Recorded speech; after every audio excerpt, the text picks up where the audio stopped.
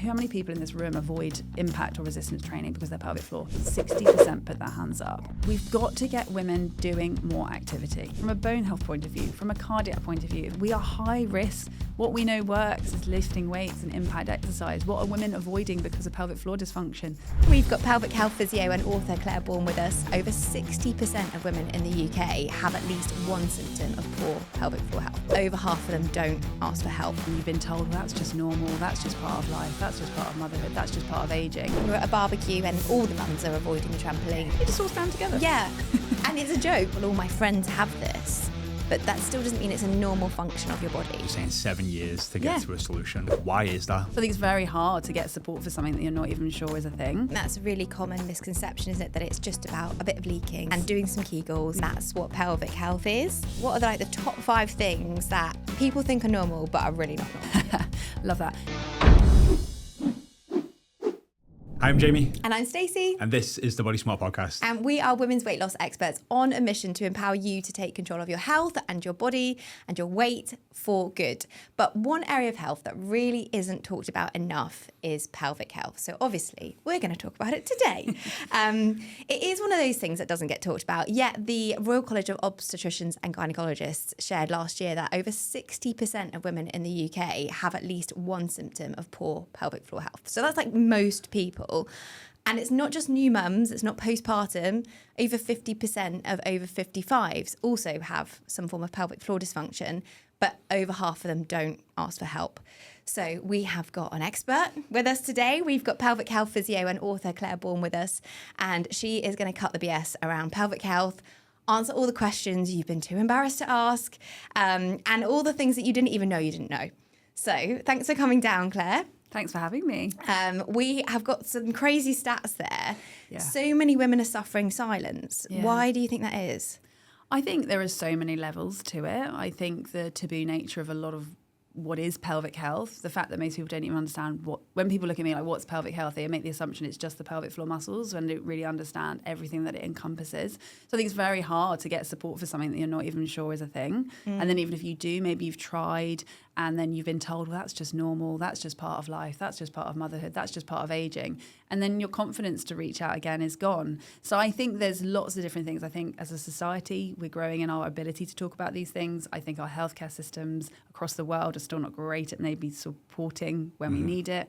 And I think they're hard to talk about at the end of the day. I know so many people come to see me in clinic and like, I'm really embarrassed to tell you about this. And that's normal, isn't it? We're about things that we're not modeled to talk about in a very natural way. So if we brought it down to like, what are the ABCs of pelvic health? Yeah, absolutely. Or even pelvic floor? Yeah. So pelvic health, I'd say, as a topic, really encompasses anything to do with the pelvic region. So our main organs, bladder, bowel, for females, the womb, the vagina, the vulva, and the pelvic floor muscles. So it's really anything that can impact any of those organs and the muscles, but also around the pelvis, our glutes, our hip flexors, some of our hip muscles we can access internally rather than externally. So really all of that is pelvic health. And as specialists, what we're trying to do is bring different parts of the body together to understand how they relate. So instead of just treating a bowel problem, how does that bowel problem relate to maybe your bladder? Why is your pelvic floor behaving in this way? Are there symptoms that it's learnt to behave in that way because you've had this symptom for a long time? Or something happened to you that made you very stressed and very anxious? The pelvic floor can be a bit like a bodyguard. So it's really unpicking how the mind might connect with that as well. It's a huge topic. Yeah. And often when people sit down with me, they thought they were just coming to talk about a bit of incontinence. And actually, I want to know more, because until we understand the real reason, probably can't get the problem better. I think that's a really common misconception, isn't it? That it's just about a bit of leaking and doing some kegels, and that's what pelvic health is. Could you list some of the other things that you commonly see in clinic that people might not realise they need you for? Yeah, absolutely. So I think a big one is prolapse, a pelvic organ prolapse, which I think is such a scary topic to talk about. It's essentially where the vaginal walls are compromised or change, and then your pelvic organs are less supported. Now, the symptoms of that can vary from person to person, but often women feel there's something bulging or something heavy in the vagina. Really, really common, and lots that we can do about it. Bowel symptoms, I support a lot of people with chronic constipation, pain when they open their bowels, or having less bowel control. It's a huge part of what we do in pelvic health. Then there's intercourse, pain with intercourse, not being able to have intercourse. So I think as you say, when you start to talk about these things, and sometimes some people are like, well, I actually have that too, or yes, I'm incontinent, but I'm also constipated. And that's really important. There's a close connection between our bowels and our bladder. They're really close together.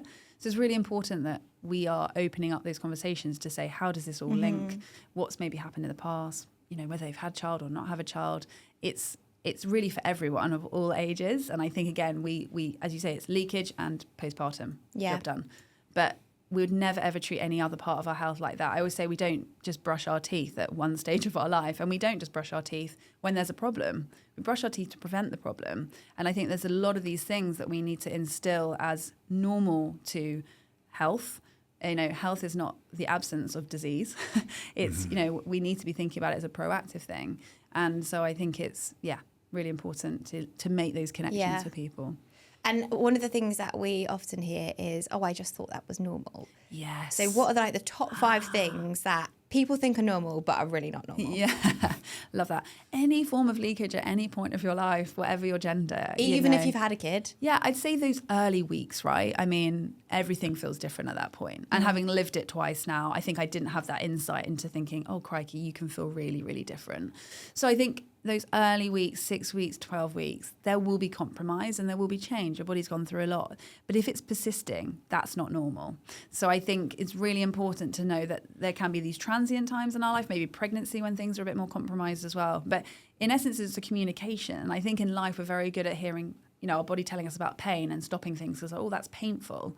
But really, incontinence is just a symptom. It's a body communicating to you that there is something that isn't working quite well. The thing is, our whole society is, we'll wear a pad or have these leggings that are black and have a pad in them so you don't have to, you know, no one needs to know. It plays into that shame. Now, obviously, I want women to keep active and know that there are options for them, 100%. But if we just play into this kind of normalizing it, then that's the thing. Yeah. So I think incontinence is a huge one. Trampolining, you know, that you can't go on a trampoline anymore. I mean, honestly, don't all kids want to go to trampoline parks now? And you're like, I don't want to go, you know, and I'm like, no, you should be able to go. We want you to go. So I think that's a huge one. I think the other symptoms, you know, that like, again, as you age, that incontinence intercourse is just painful. That is just something that we just don't enjoy as much, or that's just life, or just have a glass of red wine and chill. That's the whole problem. If that was the whole problem, I mean, it just feels very short-sighted. So I think those are the main ones that I think women I talk about on a daily basis. Yeah. There are definitely others that come up as we discuss things. Yeah. And actually, when I was looking at those stats from that survey from the Royal College the other day, they were saying that 39% of the people that didn't seek help, it's because they thought this is a normal thing. Absolutely. And I think it's important to make a difference between normal and common. Yes, agreed. Because they might be like, well, all my friends have this. Yeah. But that still doesn't mean it's a normal function of your body. No. Yeah, absolutely. And it's funny, isn't it? Because I think if we ever said, oh, well, back pain is just normal, we would just never hear that sentence. You know, we would say, yeah, lots of people have back pain and there's lots of different reasons for it. But most of us are wanting to get rid of it and find strategies to manage it. Same thing with incontinence. But I think the problem is it's just so many generations of it being accepted. And so, you know, most of us would be like, oh, well, my mum had that. So, Is that what it is? Like, just like back pain, you just go, oh, I'm just getting older. I expect my back to hurt a little bit, or I'm just getting a bit older, or I've had kids. Yeah. I expect that I might leak a little bit now, and that just becomes... You almost accept that that's a new norm and it's not spoken about enough. Yes, totally. I think you're right. I think it gets put in that category, and then there's no education about what to do about it. And yeah, you might see a healthcare professional who tells you just that. You know, there's a lot of language around like, just be thankful you and your kid are alive. And I'm like, well, if we benchmark on death, yeah, I mean, everything else is going to fall away. So I often think like, you know, we can be grateful and find it hard in the same way that we treat people about how you might feel about how your body looks after having a kid. Like, it's such a huge shift, and there's nothing wrong in having like aesthetic goals. But what I don't want that to be is at the expense of then living with another symptom that might play into how you feel. And I think that's what it has to all come together, and everything's very, I find, disjointed. So we're not giving that education as well as the fitness, you know, information, or we're not supporting in pregnancy, whether to keep active or to know how to take care and be proactive about your pelvic health, even though the research is really, really strong. You know, this is not just like made up theories. They've done research to prove that women that were educated during pregnancy about pelvic floor exercises were way less likely to have symptoms at the end and postpartum. We know it works, but our healthcare system is not, you know, widely set up to be preventative. It's to be reactive, and that's important as well. So I guess like we've talked about what's normal, what's common, Yeah. but what's actually a healthy pelvic floor? Like what does that actually look like? Love that. So I think I always just start with the fact that your pelvic floor muscles are skeletal muscle like a bicep and a tricep. You know, I think we don't think of it in the same way, but it's made up of lots of little muscles and they all have really funny names. But basically they're a group of muscles that work together. And if you think about healthy muscles in general, they need to be strong, but they need to be flexible. They need to have good endurance and they need to be coordinated. So I always describe it a bit like a pelvic floor puzzle. So often the thing is we talk about kegels and it's focused on your squeezing and are you squeezing enough and are you strong? But would you ever think about a bicep and be like, are you squeezing enough? Are you just doing this all the time? Can you hold it for ages? Right. No. So why do we approach the pelvic floor in the same way? It's just like really bizarre to me. But I think when we don't understand exactly what we're working with, it's very hard to then have a positive approach. So I always say, like, if you only focus on one piece of the puzzle, you literally don't have the whole picture. So I think generally speaking as a population, our ability to relax our pelvic floor, I don't think we even think about the need to relax the pelvic floor, right? In the same way that you would allow a bicep to squeeze and release, the pelvic floor needs to be able to move really well. And really dysfunction is when we aren't good at any of them. So though I think we think dysfunction is you're weak, but as you guys all know, a weak muscle can also be very grippy and tight.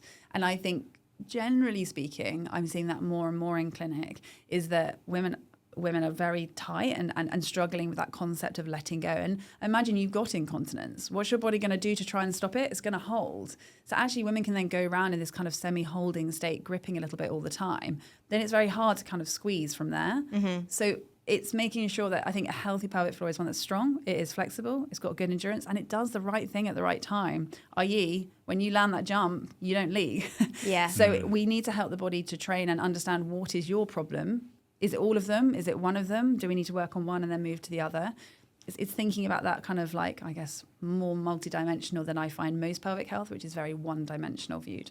So if you're not just going to do Kegels, then what are the other ways that you could train your pelvic floor from an exercise standpoint? So really Kegels, the term Kegel is more focused on the squeezing, or it was basically came from the idea of treating incontinence with squeezing your pelvic floor. I'd always get people to come back to breathing first, so like diaphragmatic breathing, understanding the link between the diaphragm and the pelvic floor, that as we breathe, our diaphragm moves and the pelvic floor moves with it. In the same way the bicep, tricep have a relationship, the quads and the hammies, they kind of help move joints. Could you explain that Yeah, a bit can more? you of course. do like a visualization? I think that's really Great. powerful. So your diaphragm sits at the base of your rib cage and it sits above your pelvic floor. And basically as you breathe in and your diaphragm comes down, your pelvic floor naturally lengthens. It's not like you're thinking let go necessarily, but there is just this natural movement. As you exhale, your diaphragm moves up and your pelvic floor naturally moves with it. There's also a relationship with the deeper core, transverse abdominis, which sits under the six pack and underneath the obliques. So like I always describe, they kind of dance together. There's this like natural dance that happens. And in the same way that all of our muscles have relationships, so does the core. But I think because there's all the organs in the middle, we don't connect the two, but they have a really close relationship. So I'd always get people to breathe and learn how does that connect, because that's really foundational. And let's face it, most of us are quite stressed. Most of us go around holding our breath, biting our tongue, clenching our jaw. All these things can lead into this very holding pattern. So if we're coming from that place, breath work first. And then, you see, I don't even personally use the term Kegel anymore. I'm like, let's just name it what it is. These are pelvic floor muscle exercises or pelvic floor muscle rehabilitation. And basically what we need to do is we need to fully squeeze the muscle and we need to fully relax the muscle. So the best cues they've kind of looked at in research are either thinking about holding wind around your anus and bringing it forwards to the pubic bone. Again, there's lots of cues of kind of scooping everything up with maximal effort. I think as well, it's really hard if you're used to training quite high level. We think we're going to feel like a huge movement and it's much more subtle than that. So I think it's then connecting, we talk about neuromuscular connection, that connection within the body. I mean, you can go and look in a mirror and look at your arm moving. We don't get the same joy with our pelvic floor unless you actually get a mirror and have a look at your vulva if you're a woman. So we're relying much more on feel than sight. And so sometimes shutting our eyes can really help to help connect to those muscles. But and also using your hand, I find quite helpful. Yeah, like actually touching the perineum can be really, really good. So yeah, there's so many ways that we can facilitate that. And then really in physiotherapy, that's what we're trying to do. We're kind of help you understand your body better. Okay, that's what it feels like to relax. That's what it feels like to squeeze. That's what it feels like to relax. So really, if we can do that, we can then train from there. You know, as you guys all know, it's all about form and function and quality first, and then you up train. Whereas I think what happens is we just say to people, do Kegels, do 10 of these, do 10 lots of 10 seconds, but we've missed the preliminary steps. Yeah. And their technique can be awful, and they think they've been bashing out 60 Kegels a day and think, well, it doesn't work. But I'm like, no, it probably doesn't work because we haven't really looked at this from how does a muscle actually work and why is it behaving in that way. I think the other thing that is really important is when you're asking your body to respond, like if you're jumping on a trampoline, it's not like squeeze, squeeze, squeeze, squeeze. And so if all you've trained it to do is squeeze, squeeze, squeeze, squeeze, that's what it's going to get good at. But maybe it's not going to get good at squeeze and hold and do other stuff whilst you're still holding and then let go. And for my rehab after I had prolapse after having my son, that was like a game changer because I was doing my Kegels like I was supposed to. And then I saw a different pelvic health physio and she was like, all right, now do some squats and do them in your squats and then make it functional. Breathe in and hold and keep breathing, but keep holding. And all of these different things that in real life you need your pelvic floor to be able to do. Totally. Nobody was telling me to train that. No. And after she told me, I was like, well, duh. Well, I know, but you're right. But I would say that, you know, you'd never approach, say someone's torn that ACL and they want to run a marathon and you're like, just do a few glute bridges and then you'll be ready to run your marathon. That would never, ever happen. You would be like, let's get functional. Let's do multi-directional hopping. Let's challenge that leg. And yet with pelvic floor, we're like, do some Kegels and then jump on a trampoline. The pelvic floor's like, give me a break. This is so intense. So that functional rehab, I think, is where we really miss. And I think you're absolutely right. I think what's really important to understand about the pelvic floor, it does have a reflexive nature as well. So they've done studies that have looked at pelvic floor through activity, like landing a box jump or when we're running. And the pelvic floor, we're evolving in our understanding of this, but it seems to be that it does react to kind of prior to impact. Now, that is a natural thing that it's able to do. What can happen through life, through changes, through children, through menopause, is it doesn't get as good at that, or it maybe slightly loses its ability to do that. But we've then got to help it to relearn that. And that's sort of where that coordination, I think, view part of the puzzle comes in. Is that if we don't do that, we cannot expect it. If we're not doing progressive overload, you know, we're like, okay, so you've done some Kegels in sitting and now you want to, I don't know, deadlift 50 kg. Well, there's quite a big difference between those two things. So we've got to gradually get it up to that and educate women about progressive overload being relevant to all muscles. And if we're not doing that, we are doing a disservice. And that's why people think that pelvic floor rehab doesn't work and why my job is way more than Kegels. So, I mean, and this is always the question that everyone asks for us and for everyone, which is like, okay, well, I've got leaking and I'm having issues. How fast can I sort it? Is this going to take years? Like, what are the steps and how long can it take if you are somebody that is struggling with your pelvic floor or leaking or just having other issues? Yeah, I love that. I mean, I would always say as a basic principle, you know, we know muscles take a good 6 odd weeks to start to change. And I think it depends what you're entering this as. You know, if you are, everything's really switched on and we've got to do a bit of what we call probably down training first, that might take a bit longer than you're just entering it kind of strengthening. I would say to anyone, give yourself between 3 to 6 months because it's consistency and we need to understand what's going on. And it may not just be for someone that it's just muscle related. There might be other structural things that we need to think about. I also think that muscle exercises may not be the whole picture. And there are pessaries, there's devices that we might need to use as an adjunct. That's totally fine as well. But I think I would say to them, unfortunately, there aren't quick fixes as there are, as you guys know, as much as we would love it. I would say you're not going to have a body transformation in 3 weeks because muscles take time to change and habits take time to break. But I think if you can give yourself that time, changes do happen. I have loads of people that have gone and jumping on trampolines again when they just thought it was an absolute, and it's that functional rehab that's been missed, we've done. And is that what, over that 3 to 6 month period, like what is the routine or what? I know it can be individual to each person. But so absolutely. So I think we'd always start with that breathwork connection. I always just get people learning how to engage. Then we'd progress to things like, you know, being really good at doing them in sitting and lying and sorry, just to come back to the breathwork, is that mainly just to get people to relax, to feel, to open up the diaphragm and the pelvic floor, and to maybe let go of some of that stress as well, because if you are walking around with that tenseness all the time, and then also contracting maybe your pelvic has like a knock-on effect. I think it can be, I think breathing I think we do badly. So I think it can have loads of benefits.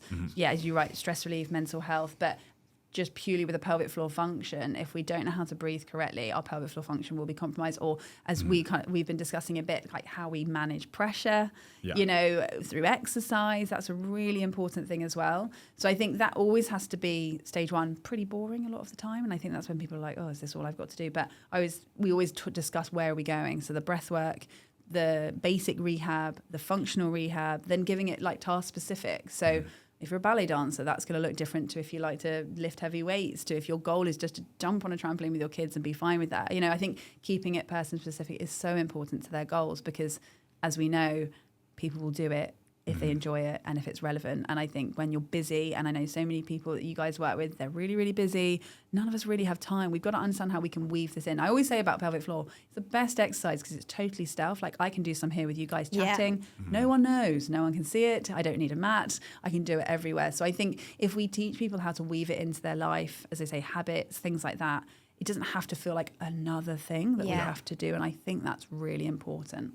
One of the things that was a massive game changer for me was making it part of my workouts. Love that. Because I was like, I will make time for my workout. Yes. I don't have time to add in a pelvic floor workout. Yeah. But actually, for me as well, that was then functional training for it anyway. So if I was doing my warm-up set of squats, body weight only, I'd be like, okay, well, I'll just do my pelvic floor at the same time. Absolutely. So there's always ways that you can tie it into things. The other one, people say brushing your teeth. But I'm not. Then I can't clean my teeth properly because I need to concentrate. Totally, I agree. So drying my hair needs less skill.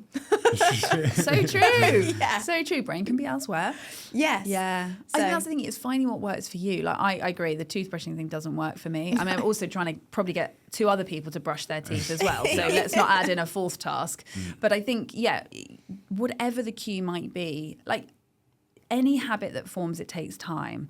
Once we get there, and you sometimes have to work really hard at things for a good 3 months to kind of get that habit in, and then it just becomes natural. I don't think about it anymore as like a routine, but I know it's something that's important to me and I talk about it a lot, so it's part of my habit. But I think that's the thing, if it's just a non-negotiable. But I think what's so important is there is almost no point in doing a pelvic floor exercise if you're constipated and straining, or if there's other bits in your life that are going on. So I think we have to make sure that for any individual, they understand when they're committing to any form of training that this is one part of the picture. But honestly, don't waste your time if we haven't addressed these other parts as well. Or if actually you're so stressed and we're not even understanding how day-to-day life we're going around gripping. I would say to women, if say they've come to me and maybe it's related to pain with intercourse or any other symptom where I assess their pelvic floor, and how we describe it in physio is the tone is up. It's all very switched on all the time. You can do some breathing exercise for 10 to 15 minutes a day, but if the other 23 and a bit hours, everything is very on, that's not going to help. So I even get them to set reminders just to be like, let go.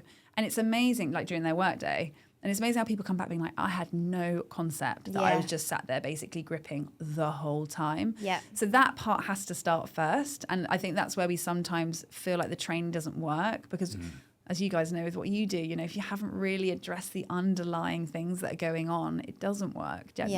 Yeah. And that's, I think, the bit that can take a bit longer. But I would say most people, I mean, I've had some people who they're changed in one session, like 70% better, because that education, and that's not because like, look at me, I'm amazing. It's because really when you educate well and we give information and people get to know their bodies better, lives change. Yeah. It's often not as complicated as we probably think it is. So is that an awareness then of are people just not, like, you're only seeing the 70% change? Is that like literally just bringing awareness to to that part of the body, or just in general to that person? Are people lacking that from what you're seeing? Yeah, absolutely. I think just, say if we're treating bowel things, they don't even understand their pelvic floor is related to going for a poo. I mean, that's pretty important if you don't understand. And if you don't understand how your pelvic floor work and how that needs to work when we do a poo, then that's a real big problem as well. So I think it's joining the dots. I always describe that a lot of what I think we do in our jobs now is helping people to join the dots. So, okay, I've got this symptom, I've got that symptom. I didn't understand that they were probably related in some way. I didn't understand my pelvic floor was behaving. I didn't understand what it does. Okay, so if I do X, Y, and Z, let's put those into play on a day-to-day basis. change can happen quite quickly. Now, I think that's the difference between if a muscle needs really extensive rehab, that's going to take longer.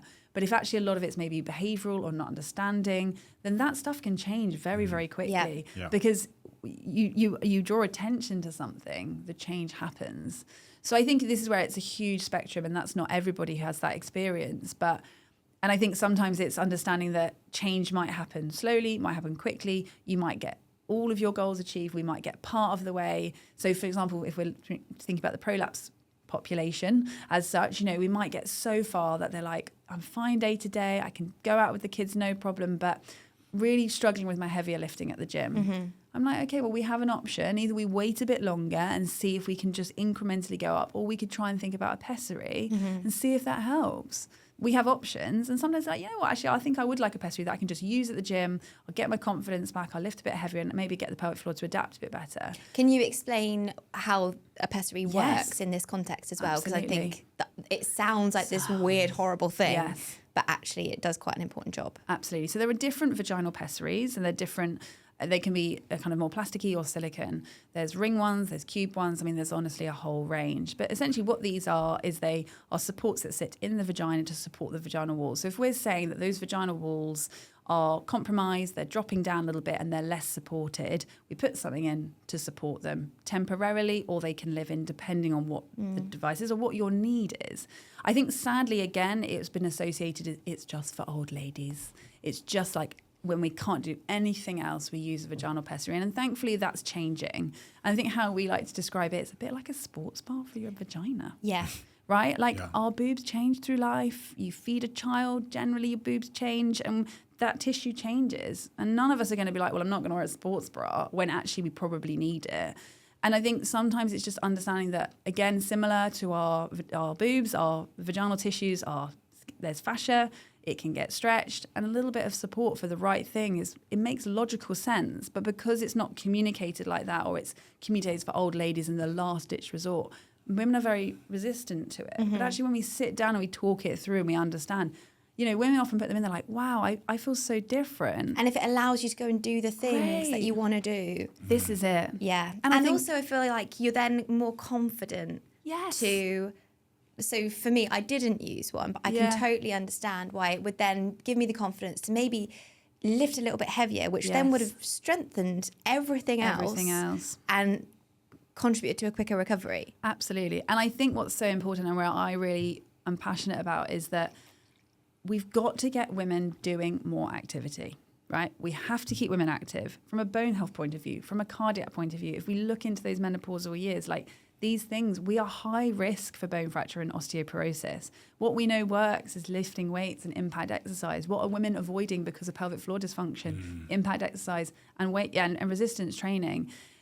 We're just at a point now where women are living longer. We have got to keep that mindset. And I think it's really important that we always balance up how are we approaching pelvic health in the context of longer life? And we have to have that as a joined up conversation. It has to be an informed decision. So that's why I always debate with women. I'm like, if you want to lift heavier weights and your pelvic floor is struggling a bit, what can we do to support that? We have option A, we have option B. But what I don't want to do is you avoid absolutely everything forever with the fear that something might happen or it might not happen. And this is not a flippant decision. These are very deep, informed assessment decisions that we're making. But we have to balance that risk. And that is not just about the here and now. These are long-term decisions. And I don't think we join that up for women.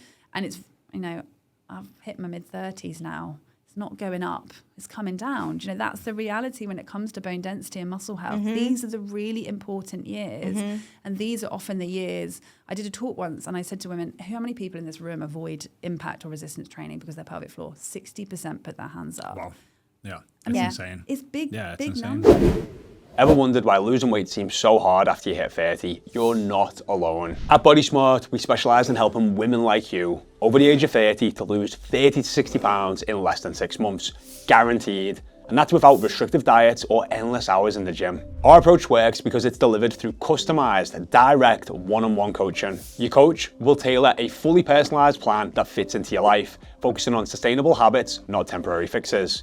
On average, our clients lose 5 to 10 pounds a month, and that's not an outlier. That's what you can expect to achieve month in, month out. And yes, these results are guaranteed. Ready to see for yourself? Visit bodysmartfitness.com to apply. Remember, we're here exclusively for women over 30 who are serious about taking charge of their health. Apply at bodysmartfitness.com.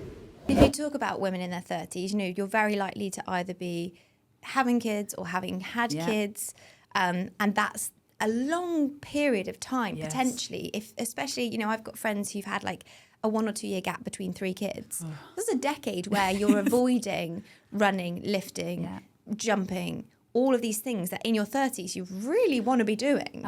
And so what can women do? Like, let's start at the beginning of that journey where your body starts to change. In pregnancy, there is these old school views of, oh, don't lift that chair, which my parents still say to me. But obviously that's not what we tell women now. No. So what can they do during pregnancy to like set them on the right path for this decade?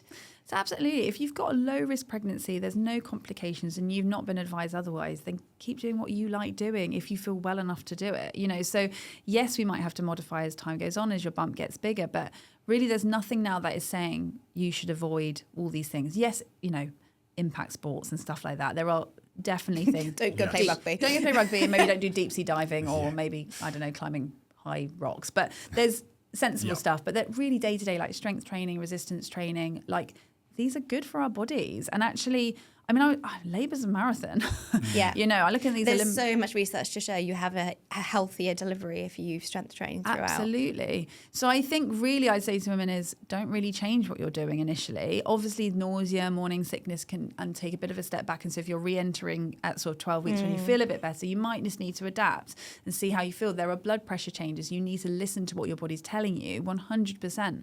But really there are no rules of like you absolutely shouldn't, apart from those things that we've talked about. And you absolutely should. I think generally keeping, and we use the term more activity, we want to just keep women active and think about it as a whole topic, even if you can't do what you loved doing before because you're not well enough, or for example, but there's so much power in keeping active, doing the things that you love and keeping strong. Like I always think we've got to prep for motherhood. As we've discussed, these kids are heavy things. Yes. Well, this is the thing. You're pregnant, don't lift anything. Right. And then day 2 of baby, if you could just lift this 16 kilo pram out of the boot and put the child in it, that would be great. That would be great, even though you just had, When you break it down, you're like, there is just no logic in this. I'm like, you need to be the strongest I think I'm the strongest now that I've ever been in my life, because I'm lugging kids and kits and scooters and bikes. We need to be strong. And that doesn't look a certain way. That just is physiologically a certain way. And we need to support women. So that starts in pregnancy. And I think that's come a long way. We're promoting more activity, but pelvic health within that, yes, absolutely. Being proactive about your pelvic floor. You don't need symptoms to do pelvic floor exercises. You need to do them before the symptoms arise. Making sure, constipation is a huge problem in pregnancy. Yeah. So approaching that, not being afraid to say to your doctor, I'm struggling with constipation. Is there anything I should take or anything else I should do? But movement can help with constipation. What we eat helps with constipation. What we're drinking helps with constipation. So there's lots of things that it all starts to relate. If we can keep more active, we can eat better and we can keep hydrated. Eat the biscuits. There's no judgment here. I think I lived on biscuits when I had kids actually, initially. But, eat what you need in many ways, but you've got to think about your nutrition as a wider picture as well. Definitely. What about diastasis? Because I feel like that's being talked about more as well. Much more buzzy. Obviously, it is something, if it's going to happen to you, it's going to happen to you for the most part. But is there anything that women can do? Yes, interesting, the research says that 100% of women will have some degree by 35 weeks of pregnancy. So again, we've got to accept that there will be muscular fascial changes as well. Can we explain, what that is? What it is, yes. Yeah. So diastasis recti or diastasis recti is where your six-pack muscles obviously kind of move. And so really it is the thinning and widening of your linea alba, which is the fascia that connects your six-pack. So basically... there's a line down the middle of your tummy that knits the two sets of muscles together. Think about someone with a six-pack. You could run your finger down the middle, right? Oh, think of it. Yeah, okay. Yeah. Imagine that person with a six-pack. Never been that person. Not very happy with I was thinking of a male one. Yes, easier generally a male. So then, they can stretch like that. Yeah. That's the sort of movement that happens and it widens. And that's, present 100% by 35 weeks. And it makes sense. Where else is it? Where's it going to go? You look at the shape of you, it's bigger. So then it will naturally come back to some degree, and some people it doesn't always go fully back, and some people it stays a bit wider, and that's okay. Sometimes it's functional, sometimes it's not. So there's so much in that conversation, 100%. But I think, again, knowing it's a thing, preventing constipation is huge, adapting exercise as we need to is huge. Like, there's so much that we can do, but I think there's so many buzz clickbaity things of prevent diastasis. We can't, and it's wrong to educate women that if you do X, Y, and Z, it will never happen to you. Also, there's nothing to be afraid of. You're not broken if this happens to you. It's a natural thing that needs to happen, and we need to support women to understand, keep active, keep strong, adapt. Maybe we don't want to be hammering the crunches. Yes. I mean, I would say anyone who's heavily pregnant, I didn't really want to do that move. I don't know about you, but there was nothing I wanted to do least. I wanted to roll as I got heavily pregnant. So I think there's a lot of things that naturally you want to adapt, and that's good. Yeah. But you shouldn't be afraid of changes in our body. We need to understand them. We need to support the body in that time and adapt as needed, and then know that afterwards we need to grade back up to core work. Yeah. I think, again, how we often model things is, well, it's 6 to 8 weeks, job done. Healing and recovery does take a bit longer. And also what core work looks like. Yes. So your deep core isn't crunches. So when you're getting back to core work, actually doing things like a bear hold or like a more deep core kind of workout, which doesn't feel like you're doing that much. Yeah. But when you do it right, it's hard. Yeah, there's a tendency to want to be like, right, I'm getting fit again. I'm going to go and do like crunches, planks, this. And actually, that's not really what your body needs to kind of knit everything back. Yeah, absolutely. I'd always say it's about balance. And again, I think we can, at any point, we can be like, it's this or it's that, do this and don't do that. But I think what's really important, yes, it's about layers. The deeper core work, absolutely foundational. And it connects with that pelvic floor. It connects with the breathing, as we've all talked about. That's really foundational to those early weeks of recovery. We need to then build the layers. So we shouldn't be afraid to use the six pack. We shouldn't be afraid to use our obliques, but it's about balance. And I think we have to understand that our six pack have gone through a lot. Yes, we need to use it, but it's got to learn how to work again in a different position. I don't know about you, but after having kids, I felt like a rag doll for those early days. You know, it's like your stuffing's been taken out. Yeah. Because essentially, I mean, it kind of has. Because you've come out here and the baby's grown with you and your muscles have adapted, and suddenly, overnight, your baby's next to you and your belly's like, whoa, hang on a second, where's it all it's gone? really weird, isn't it? I remember just sitting at the dinner table being like, I don't actually know how to sit up. I felt like a waterbed. Yes, so true. You sort of touch it and the other bit ripples. Yeah, it was weird. So weird.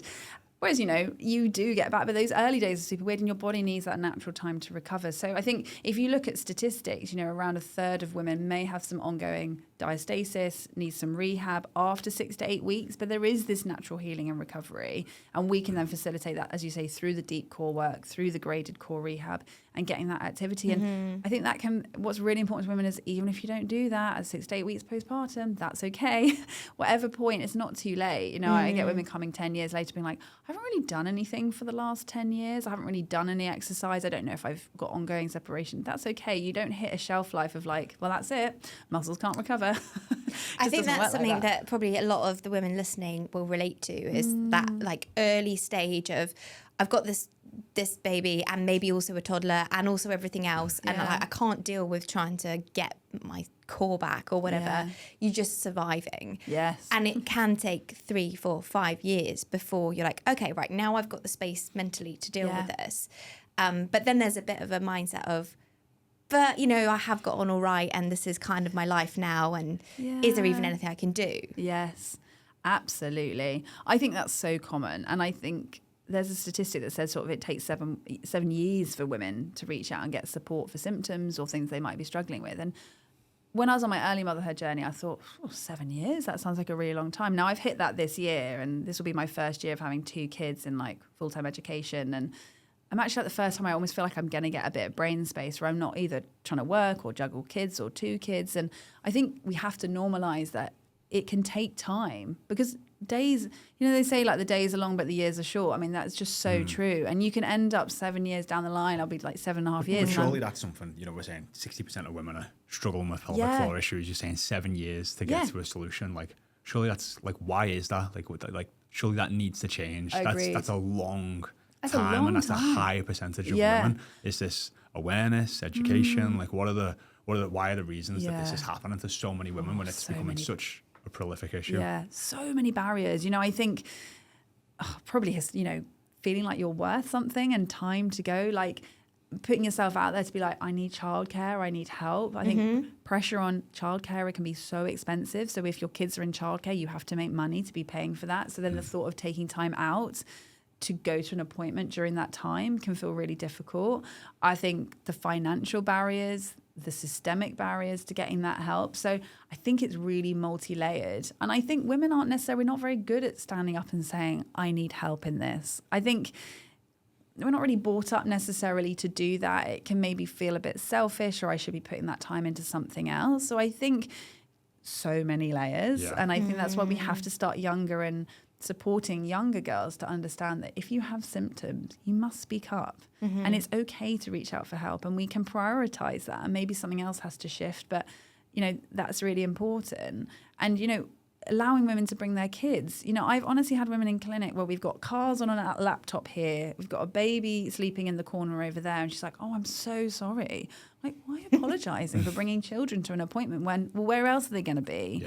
Yeah. They're with you and you need help. We have to make it work. And I think it's so important that women hear that and know that it may not look beautiful and it may not look perfect, and we might have to juggle, and that's okay. I mean, I think we're some of the best jugglers out there because you have no choice. Yeah.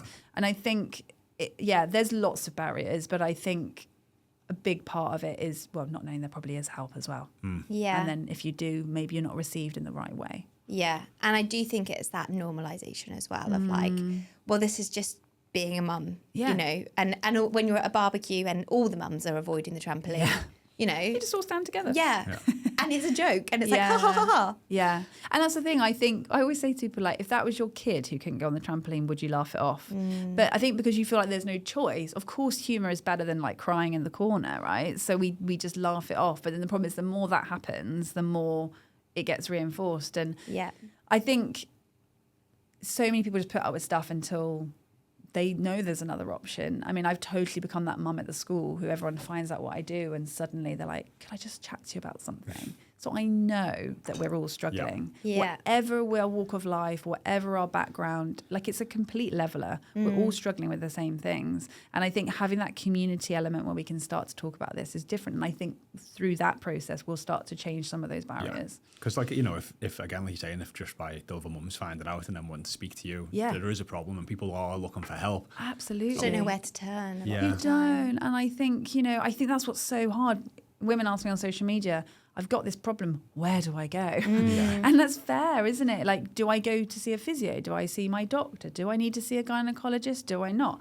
And then you can get dismissed when you go to see these people as well. This is it. Yeah. So then that happens and you think, well, it took me, I put on my big girl pants and I came here and I got the childcare and I took the time and I've paid the money and this is my experience. Well, of course it's not going to help. So what I say to women is, it's not okay. And I've had appointments. I've been on the receiving end of that treatment. Yeah. And there is nothing that makes you want to go back less to an appointment than that experience. And what I have to just say to them is like, it's not okay. That treatment is not okay.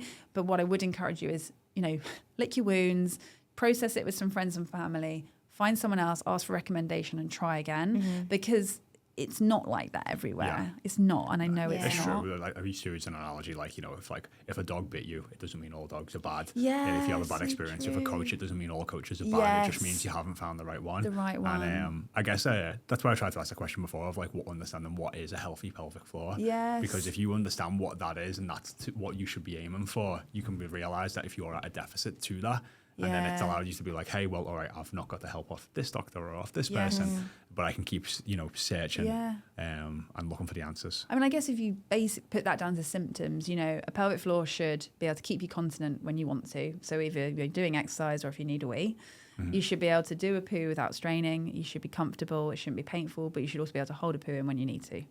You should be able to have sex without pain. It should be pleasurable. You should be able to reach orgasm. That's really, really normal as well. So I'd say if you're doing all those things, your pelvic floor is in a pretty good place. Doesn't mean that you shouldn't work at it in the same way that your teeth are probably doing well if you're not got bleeding gums and you don't need a filling, but you still need to do the work to make sure you don't need those things. So I think we can then just go like, well, my pelvic floor is doing fine. It's still important to take care of it, but that's I think everything's doing well if it's doing those things. And if any of those things are starting, you're like, well, it has been a bit like that, or I've always needed to go for a wee like 20 times a day. Essentially, if it doesn't bother you, that's also totally fine. But if it's bothersome for you in any way, affecting your quality of life, it's important, and we should help you with that. So they're the really big rocks of pelvic floor, which is going to be not leaking, constipation and bowel movements, and then painful sex. I'd say those are a lot of what I support. And there's sort of different things that go on from there. I guess just going back over them three then, like what severity? Because someone could be like, well, I'm a bit constipated sometimes, or every now and then I get a bit of painful sex. It's like easy to dismiss your own experience, isn't it? And be like, it's not that bad. And a lot of women will do that from my experience as well, like play it down like it's not we bad. just grinning bear a lot of shit in our lives. So you're like, well, add that to the pile. Which one's the worst today? I think that's a really great question. I think any incontinence, if it's like a complete one-off when you had a really bad cough and it never happens again, but if it's a persistent, like every time I get a cough I'm leaking or anything like that, or yes, I think transient constipation, you travel, your bowels are a bit up the creek. Again, you know what to do, you can sort it out. But if it's a persistent problem, so I think these things that are persisting, again, intercourse might be painful once, if tissue's a bit drier, or there's so many aspects of it. But again, if it's making you avoid it, it's causing relationship issues, your like libido's been impacted because it's something that's... These are things that we need to address, and they can go on for years and years and years and years. I think we should talk about sex more because... Yes, please. It is... I think it's one of the things that's less tangible when in this area, if you were to say to your average person in the street, like, what is pelvic health? They might say leaking. Maybe talk about bowel movements. I don't think many people would put two and two together so true. Of like your sex life. And I also think your sex life is something which is, especially as a young parent, it's like way down the list. And if it's not great, it's like, well, obviously we've got toddlers. And so that's another thing that is like not a priority to fix, and it doesn't seem like I would go and get medical help for.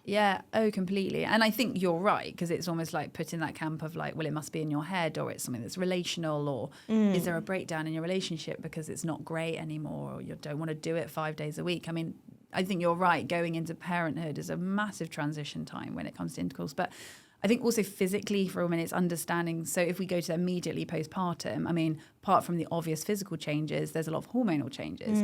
If you're breastfeeding, then your estrogen levels are lower. Oh, yes, which nobody tells you affects how dry you are. Yes. So it's almost like being menopausal. Yes. So your vagina and vulval tissues will be very dry. And then, you get the tick 6 weeks, go off, you're fine to have sex again. The men are like, yes. And the women are like, oh, flipping hell no. And everything's dry and it's uncomfortable. And then we're like, oh my gosh, I'm broken because I've had a baby, even if you've had a C-section. Oh, it's just this whole and then it becomes emotional, and then you're tired, and then your communication strategies break down. So it's complex. It's a lot. You might have scar tissue. And then a scar in the vagina and vulva, very different to a scar on your arm. So again, and if you maybe don't want to look, maybe things look different, feel different. We then feel disconnected. So many layers. So I think, from an understanding of what does that mean, why is your pelvic floor at all relevant? Essentially, your pelvic floor wrap around the vaginal opening, so they need to relax to allow any form of penetration examination. They need to dilate for a baby to come out, intercourse, so they have to be able to relax. But they're also very important in orgasm. They give us a lot of our pleasure. There's this rhythmic contraction. So really important, really, really important. But now it's a bigger conversation than just the pelvic floor muscles, because there's the vulval tissues, there's the vaginal tissues, and obviously if there's been a tear or a cut, that can be tight. But if you think about if a scar was on your arm, the fascia and the skin, if that was very tight, that can then pull on the muscles below because they're all connected and there's lots of relationships. So then we might see that the pelvic floor function is compromised because of that. I also don't think women understand that when we have a perineal tear, anything over a first degree tear, so there's 4 main degrees, anything over a first degree involves the pelvic floor muscles. So we're either talking about a tear to your pelvic floor muscles or maybe a cut to your pelvic floor muscles. Again, if we cut your hamstring or tore your hamstring, how would we approach rehab? Yeah, do some kegels. Right, exactly. Maybe just move your leg a bit, and then in 6 weeks, squeeze it. Go for a run. Good luck. I mean, just doesn't make any sense. That's such a good point. Right, and yet we're like, we'll just cut your pelvic floor, we'll stitch it up, we'll send you home to not sleep for the next 3 to 6 months, maybe 7 years. And eat really shitty food. Yeah, eat biscuits, probably be a bit constipated. No one's going to talk to you. You're going to be up all hours of the day. You're probably stressed. You know, your relationship is probably completely shifted as well. And then we're just going to expect in 6 weeks that you feel normal. The GP will ask you if you're fine and if your mental health's okay. You'll politely nod because you don't know what else to say. And you'll move on. I mean, it's just really bad. And that's why women feel so abandoned. And then we feel abandoned and we think that's normal. And then this perpetuating cycle. And we're so busy in the busyness of life. You know, if you sat down and asked a woman, how do you really feel? She'll probably be like, not really sure, you know. But we can slowly unpick that together whenever you're ready, whenever the time's right. I think the main thing is that women here, there is help, there is support, whatever it might be. And if it comes to incontinence, it's not all in your head. Sorry, it's intercourse or incontinence, it's not all in your head. You're not making it up. These are real things and they can be helped. And it doesn't mean that you're going to have to sign up to doing kegels for an hour a day. I promise you. I would never do that. It's really boring. But we need to do small and steady things. Yeah. Educate about the basic things about hormones, like use a vaginal moisturizer, use a good lubricant. These things can literally change your life. And at the other end of the reproductive kind of lifetime, those things are just as relevant in menopause, perimenopause as well. Yes. And I know for a lot of women, changes in this area are one of the first things that they're like, what's going on here? What's going on? Yeah. So can we talk a little bit about what changes might happen in the pelvic floor and when and why in perimenopause? Yes, absolutely. So I think perimenopause is such an important conversation and it can last for 10 years. And I think what's really important, I always say, is that, you know, generally we're having children later. So we might be having kids in our late 30s. There's not a lot of time then between 40s, postpartum and perimenopause. So it's very sometimes hard to be. I've been in a hormonally altered state. Some of us have been through fertility treatment. So we may have gone through cycles and cycles of IVF, being in hormonally altered states. This can last. And then you just enter perimenopause, which is a hormonally altering state. So there's a lot going on and we have to understand the basics of our tissues. So if we just go to the pelvic floor area, your vulva and vagina have lots of estrogen receptors, more so than, say, your arm, for obvious reasons, okay?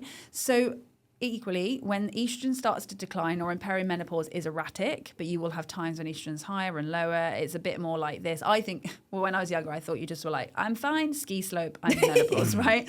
Job done. It's way more like erratic and then dropping off and it's different. But during that massive fluctuation time, you know, we will start to maybe develop symptoms. So there's this big term or vaginal atrophy or genitourinary syndrome of the menopause, which kind of encompasses lots of symptoms that relate to the area. So bladder urgency, recurrent UTIs, pain with intercourse, itching. These all relate to that area. And your urethra sits essentially within the vaginal area. So all of that area is impacted by this decline in estrogen. Now, there is amazing different options, but obviously this HRT conversation is huge and we're very used to kind of gels and patches and all that but you can use a vaginal estrogen, which is a very low dose. You can use it on its own. So if you're starting to have some of these vaginal symptoms, you can speak to your doctor about using a vaginal estrogen, which just gives a little bit extra to the area and the plumping of the tissues. Basically, when estrogen's not there, everything's thinner, less supported, drier, and it makes us more susceptible to all of these symptoms. A little bit of estrogen, I sometimes describe it a bit like retinol. You know, I was just envisaging like a plumping serum for your face. I'm like, we have no problem putting like 10 serums on our face if it says it's anti-aging. But when it comes to our vagina, we're like, oh no, we'll just leave that to it. But the vulva is the same skin as the rest of our body. You can get eczema, you can get psoriasis, you can get lots of different skin conditions. There's some called lichen sclerosis that are quite common. So there's so much that can go on in the skin down there. And yet we sort of neglect it, being like, oh, well, it's down there. Don't want to think about it. But I'm like, this could change the tissues. Why would you not want to try it? But equally, you may not feel okay with hormones, but that's why, again, there are vaginal moisturizers, vulval moisturizers. You know, these things can make a big difference to how everything functions and how you feel. But yeah, I think lots of women start to say they started to know that things were changing when they started getting some vulval and vaginal symptoms. But they kind of, again, just put it down to I'm getting older. I think a big misconception in this conversation is that estrogen directly makes your pelvic floor super weak. We actually think it's probably more the changes to the actual tissues, so what we'd call the mucosal tissues of the vagina and the vulval skin, than the pelvic floor muscles just getting directly weaker. Equally, as part of this conversation, we have to talk about sarcopenia, so the general process of muscles weakening as we age. So that's happening for me now. As I go into my late 30s, my muscles, the graph again is on the decline. So we have to work a bit harder to keep that muscle tissue. We need to think about the nutrition and using the muscles. So I think it can be a mixed picture, but we can't just say it's just because your pelvic floor is getting weaker. Again, there's nothing we can do. We know from research that doing exercises helps with blood flow, helps with muscle strengthening, so it's really good. Yep. But we might need that other hormone element to support the tissues as well as the muscle tissue. That's really interesting because, again, to come back to the bicep example, you wouldn't just say, oh, well, you've reached perimenopause, so your biceps aren't going to work that great anymore. Yeah, exactly. And when you put it in that context, you're like, yeah, okay, good point. Probably should work it a bit harder. Yeah, do some training. Yeah. Which is very simplifying the matter. Totally. But if somebody is generally active and, things like resistance training where you're doing full body moves, you're using your deep core, you're using bracing appropriately during lifts, is that as a lifestyle intervention going to help prevent these things? Probably, yes. I think we'd need more research to be 100% on that. What we do know is, say, women who walk more generally have less incontinence. So interesting. We're starting to think that probably general activity levels is just good. Essentially we use muscles. As we know, that pelvic floor does react to movement. So it does move through these processes. So I think what we can be confident to say is activity is good for the pelvic floor. Yes, if it's struggling a bit, some activities may challenge it a bit too much. And so we need to bring it into the picture, not avoid this, but bring it to join the party rather than avoid it completely, but also not ignore what it's trying to tell us. Yeah. And I think that's we have to join up pelvic health with fitness rather than viewing it as two separate things, or like you have to do this before this. It's like, as you say, bring it into the gym, make it relevant to what you're doing, make it relevant to how you're lifting. They need to coexist. They're not separate. Like, your body is literally one. And so we have to connect that up. So if you're listening to this and you can say, hey, well, I understand activity is important. Yes. Strength training is important or to get more active. But you are at the point where going for even a long walk is worrisome, or stepping into a gym and being in a public area is even more scary. Like, where do you start? Where do you start? I'd say for someone like that, they really need some individual assessment and support with a physio, like a pelvic health physio like me, because really we need to understand why on earth is it such a struggle. You probably need some tailored support to learn how to engage those muscles correctly so they're actually able to get stronger. Yeah. And then we can tailor that into, I will get women doing functional training as quickly as possible because none of us spend any time lying down, apart from at nighttime, really. Do you know what I mean? So it's really important that we make it relevant quickly. But I think they would probably need individual support. Or if they're not able to access that, really thinking, right, can I listen to what I've heard today? Can I connect with some breathing? Can I do some pelvic floor rehab?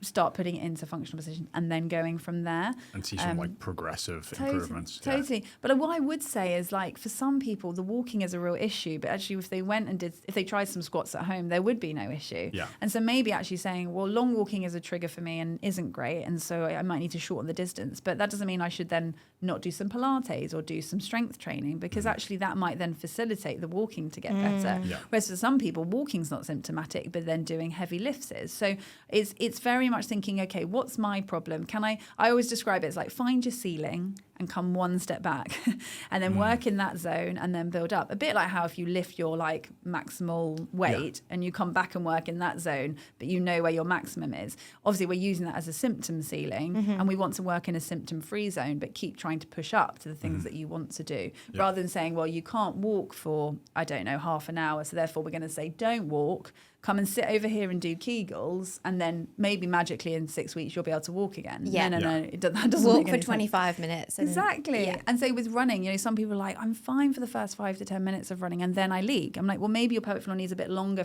maybe its endurance isn't that great. Yeah. So how about we do 10 minutes, but we do 1 minute walk, 1 minute run, and just see if you can eke out a bit longer. Or maybe we just keep you running for that length and then you walk for the last bit. And then each week we start doing a little bit more and allow your body time to adapt. Often that works really well. But we think, because running equals leakage, I shouldn't run. Yeah. But actually, probably we just need to use it within your zone and then push on. Yeah.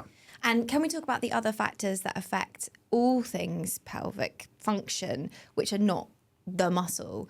So it was a like mind-blowing list when I found all this out with my prolapse, and I like my experience of how significant the symptoms were with coffee, alcohol, sleep, stress, all these things, which I know you're saying like 3 to 6 months for the muscles to adapt, but actually these can have a really almost instant improvement if you can address these things. Yes, absolutely. I think that's it. And it's that whole body, isn't it? Yeah. I think stress is a huge one. I think hormonal cycles is a huge one, especially when we're talking about symptoms. So if we just think about stress, I mean, we know stress affects the body in so many different ways. I don't think we always understand exactly why. I think from a pelvic floor tension point of view, if we're quite stressed, everything again go into that shoulders up, pelvic floor up. If that's up, it's not got optimal function, it can make our symptoms worse. Equally, I think there's probably something to do with the nervous system being slightly wound up, and so our kind of perception, our experiences are also different. So I think stress management is huge. And your breathing suffers if you're not stressed. Totally. And, probably you're not sleeping as well because you may be working late, and we know that sleep is absolutely vital for like everything, but equally a lot of the time in life, whether it's young kids or older kids or aging parents or something else or work demands, sleep can be the thing that really gets lost. So I think, those two, sleep and stress, are huge. Hormone cycles, so really understanding. I mean, I think generally as women, no one educated me about what was actually happening No. It was like you have a period for 5 days, then you don't have a period for the rest of the month, and then you have a period again. Yes. Tick. Oh, okay. What's going on in the rest of those days is so vital, understanding when ovulation and what's happening. For a lot of women with prolapse, they're very symptomatic generally around ovulation and just before their period. And different people will be different. And so I always encourage women to do a little bit of symptom tracking, because what can happen mental health wise is your symptoms come back a bit for a couple of days and you're like, oh my gosh, what did I do yesterday? Was it because I went to the gym? Is it because I pushed the trolley at the Tesco's? I don't know what I did. And then we spiral, we blame ourselves. And actually I'm like, was it just because you're around ovulation and that your tissues are a bit changing and you're having that, your body's communicating that? And suddenly they're like, oh, okay, I'm ovulating. All right, I can accept that. And it doesn't mean the symptoms go away, but the mental ability to ride that out and be like, okay, and it doesn't mean like it will be like that forever as well. Did you know we have an award-winning one-on-one coaching program designed especially for women aged over 30 who want to lose between 15 and 60 pounds?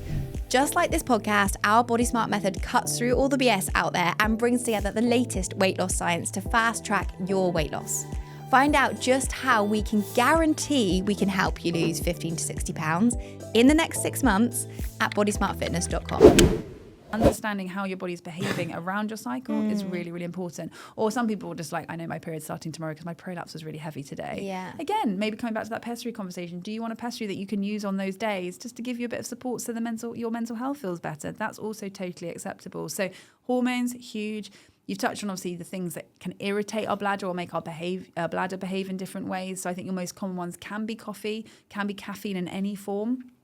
Some people it affects, some people it doesn't.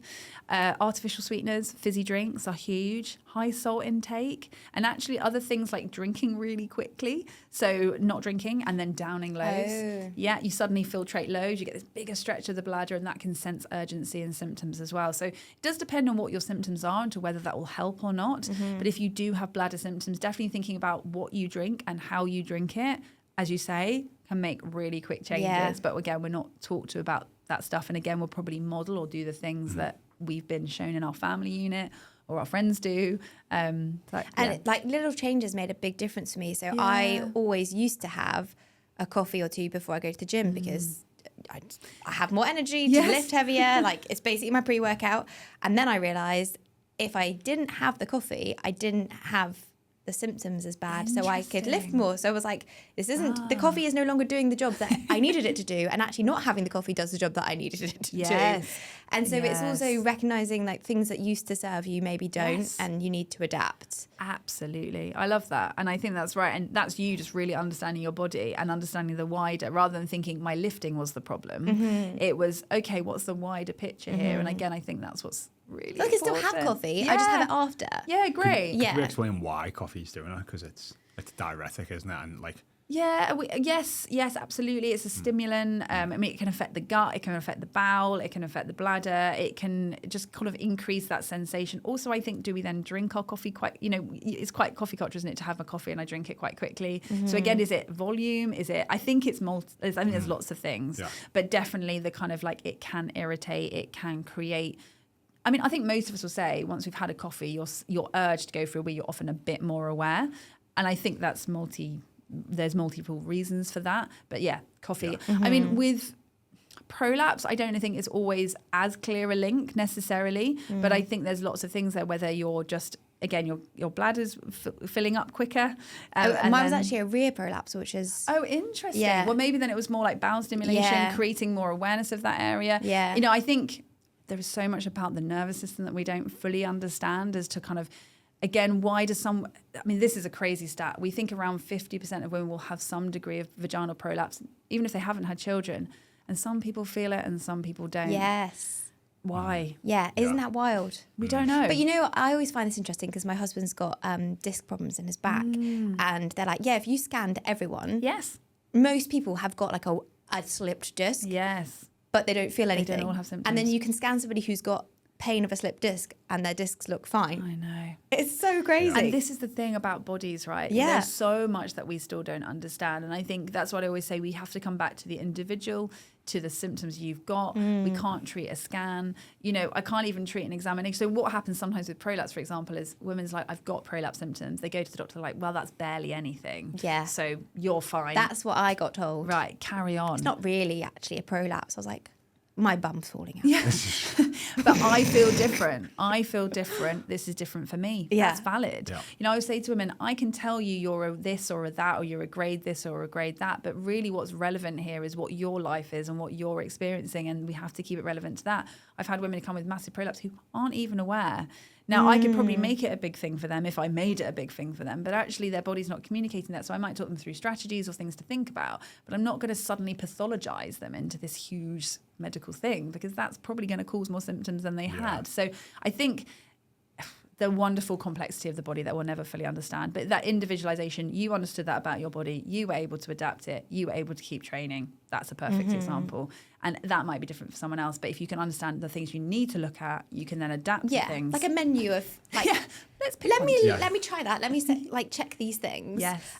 So we've got coffee, digestion. Yes. Is a huge one. Yeah. So again, if I haven't been to the toilet, it's like I need to go at least once a day, preferably twice. Otherwise, my symptoms do come back. So that's really common, say, with the posterior wall around the bowel. Yeah. Because obviously if the bowel's fuller, it will load into that slightly stretched wall and make us more symptomatic. So that's really common. And I think that's why, bowel health, absolutely vital, but really hard to talk about. And what can people do to help with that digestion? Yeah.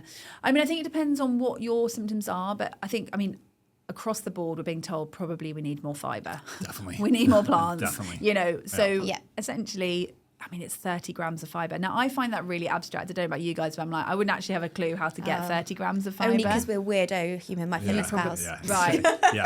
I'll come to you guys then. I'll be like, what do I put in for 30 grams of fibre? But essentially, I just try and eat as many plants as possible in my diet, and you're probably going to get somewhere close.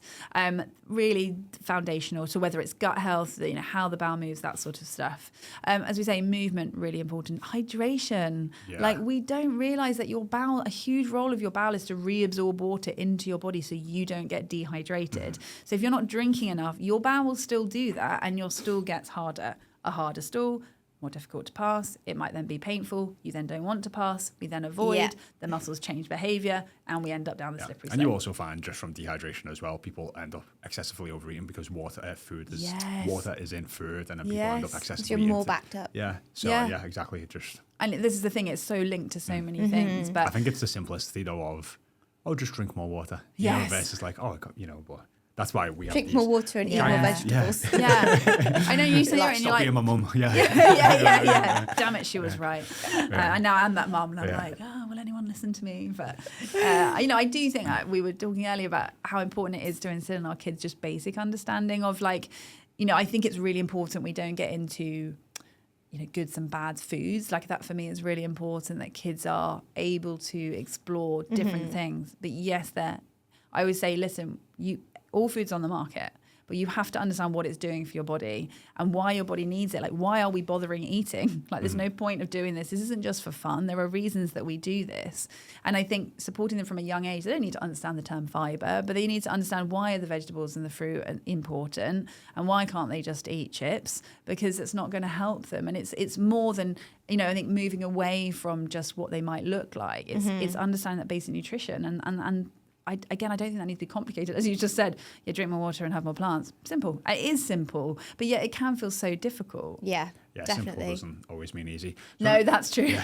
I know we've spoke very much around women's pelvic floor health here, but bringing this more around from like an awareness standpoint, and also that most women have got men in their lives or children in their lives. How would that you go about that conversation to open it up? Because I said like a couple of years ago, I didn't even know guys had a pelvic floor, which I feel ridiculous saying that now, but just because I've never spoke to another man in my life about a pelvic floor issues, versus like, you know, speaking with yourself and other people, like it is very common in men. So is that a conversation that women can help to have with their partners or husbands or men in their lives? Absolutely. I think you're right, that basic understanding that we all have the same muscles, don't we? And so as it's a muscle, we must also, yes, there's obvious changes in anatomy, but really the muscles, the names are the same. It's just there are some slight differences. But I think just having that sort of, if you're interested in learning about your pelvic floor and you're like, oh, I'm doing these things, did you know you had one? And they'll be like, what? And then you can start talking to them and be like, so, you know, for men, symptoms can relate to bladder as well. I'd say quite commonly it's more like the urgency and frequency or having to go a lot. It can relate to pelvic pain. Again, lots of men have bowel symptoms that can change throughout their life, can be really, really common. So I think, opening up that conversation just to say, you have one, do you have any of these symptoms as well? Do you struggle with any of this stuff?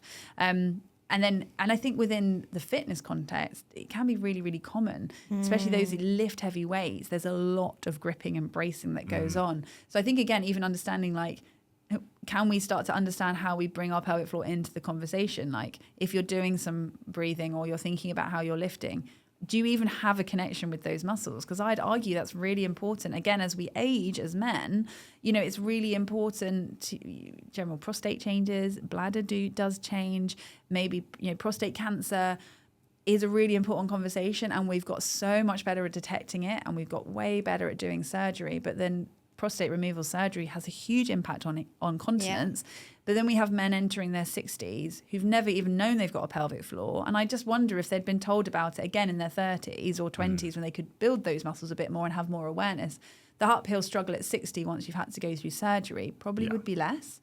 So yes, I think there's so many, or, you know, you might have had a partner who's had to have prostate surgery and they just, again, think that incontinence is just it now. Again, there's pelvic health physios that support men with that. So talk to your partners, you know, talk to your friends, say, chat with your kids about basic, you know, understanding their bodies. You know, we're really keen to get children active. We can help them at potty training. We can help them to understand why they're eating things relating to their bowels, kids are very happy to talk about poo. Yeah. They are. Very really happy. Are. I sometimes think like between work and home, I probably hear the word poo about 90% of the time. But I also think, great, they're open to it. They're not ashamed. You know, a lot of shame comes with life and with society. I would get in before the shame cycle happens to just give them that basic understanding. Even conversations I have with my daughter about things that are said at school about you can't poo at school was one of the narratives that come home. It's said more than you think, like, oh, that's disgusting. And I said, no, you go in there and you tell people that when you need a poo, you do a poo. That's what the toilet is there for.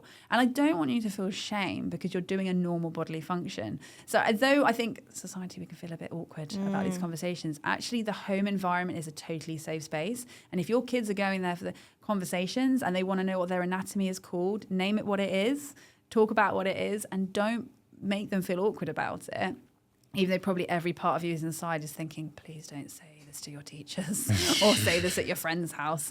And I do say these are conversations. But is that even a bad thing if they go and say it to the teachers and at the friend's house, because it's just kind of breaking the stigma? It's probably true. Yeah. That's my Even you think even that. I find that hard, and I'm the one walking around with a pelvic floor picture in a bag, you know, and like I'm very comfortable talking about these things, but there is that just inside of you that's like, please don't say those words. But I agree. I think I'm having to challenge myself to just name anatomy as it is at very young age, to name things what they are. And it's protective for children. I really believe that if they can understand their anatomy, and we're teaching them about things at school, we should say vulva and we should say penis, and we shouldn't be afraid to say that. They need to understand that's what their body's called. And also, like, having a healthy stool or healthy poo is a very good sign of a healthy body. Agreed. You know what I mean? If what's the chart called? The Bristol stool chart.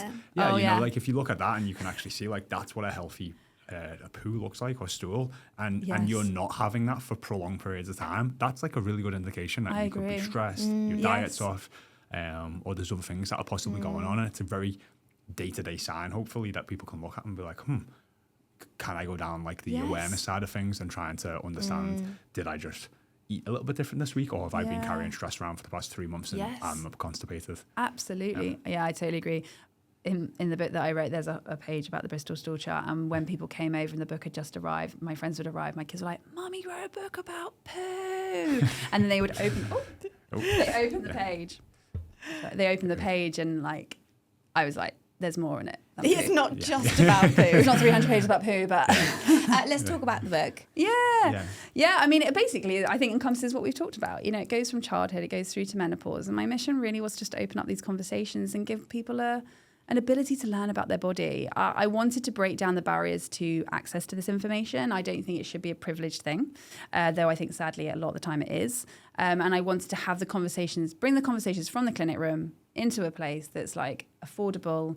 And I know that people have used it and become leak-free. And I know the idea is it's kind of like a journal ability as well. So you can reflect back on childhood. You can understand your personal journey.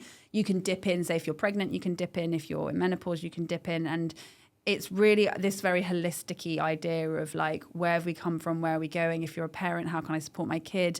If I'm a grandmother, how can I chat to my daughter? How can I? It's really, my idea was that it can be really for anybody. But it's called Strong Foundations because I believe this is foundational knowledge. I think if we can build from that knowledge, really everything gets easier. But it talks about the bone health, it talks about the muscle health, it talks about the importance of training. So really kind of everything we've discussed, but just unpacks it in different ways and allows you to personalize it to your own life. Amazing. And is it available online? Or? Yeah, so it's kind of there's Audible, there's nice. There's me reading it to you. Oh, it's you as well. It's me. Oh, I love it. That's I know. fantastic. I was then like, Yeah. gosh, I talk about poo a lot. I was like, this is a lot, but it's me. And then yes, you can get it like ebook form as well, or the real deal. Is it on Amazon? Any sort of websites? Yeah, Amazon. Yeah, so you can get it, and it is available in different countries as well. So Strong Foundations. Yeah, why pelvic health matters, because I really just wanted to. I mean, again, kind of what we talked about. One Earth is pelvic health. You can't start with treating it if you don't know what it is. So we had to start there. Yeah, love it. And if people want to find you in other mediums, where can they go? Yeah, so social media. I'm Clare Bourne Physio, where I just share lots of different things, try and again have these sort of taboo conversations. And then my website will have lots of information about what I do. I've tried to create different resources again that are kind of, we've got like prolapse webinars. So if you've got specific things that you're worried about, you can kind of go and do a deep dive, because I appreciate all these topics may not be relevant to everybody. So there's different resources there that might be helpful, or, consultations or whatever, I think I'm always happy to signpost as well. I think it's really important that people have a place that they can go to say, I'm struggling, where do I start? Yeah. Because if we can do that, the rest generally gets a bit easier. Amazing. Well, hopefully this episode has done a little bit of that for somebody listening as well. Thank you so much for coming up.